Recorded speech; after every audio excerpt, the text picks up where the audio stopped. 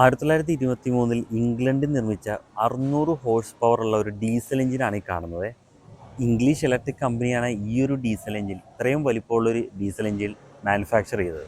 പറയപ്പെടുന്നത് ഈ ഒരു കമ്പനി ഇതേ സെയിം കൈൻഡിലുള്ള 2 എഞ്ചിനുകൾ മാത്രമാണ് മാനുഫാക്ചർ ചെയ്തിട്ടുള്ളത്. അതിലൊരെണ്ണം അവരുടെ ഓൺ വർക്കിന് വേണ്ടിയിട്ടും മറ്റ് ഒരെണ്ണം ന്യൂസിലാൻഡിലേക്ക് എക്സ്പോർട്ട് ചെയ്യുകയാണ് ചെയ്തത്. ന്യൂസിലാൻഡിലേക്ക് ഇമ്പോർട്ട് ചെയ്യാനുള്ള ഒരേ ഒരു റീസൺ എന്ന് പറയുന്നത് ന്യൂസിലാൻഡിലെ നേപ്പിയർ സിറ്റിയുടെ ഗ്രോവിങ് ഇലക്ട്രിസിറ്റി ഡിമാൻഡ് മീറ്റ് ചെയ്യാൻ വേണ്ടിയിട്ടാണ് അന്നത്തെ കാലത്ത് ഈ ഒരു എൻജിൻ കൗൺസിൽ ഇമ്പോർട്ട് ചെയ്തത്. 1925 മുതൽ 1970 വരെ ഈ ഒരു engine growing power demand meet ചെയ്യാൻ വേണ്ടിയിട്ട് യൂസ് ചെയ്തിരുന്നു എന്നാണ് അറിയുന്നത്. സത്യത്തിൽ ഇത്രയും വലിപ്പവും ഇതേ സെയിം കൈൻഡിലുള്ള സർവൈവ് ചെയ്യുന്ന എൻജിൻ ലോകത്തിൽ വേറെ ഉണ്ടോ എന്നുള്ളത് സംശയമാണെന്നാണ് എനിക്ക് മനസ്സിലായത്.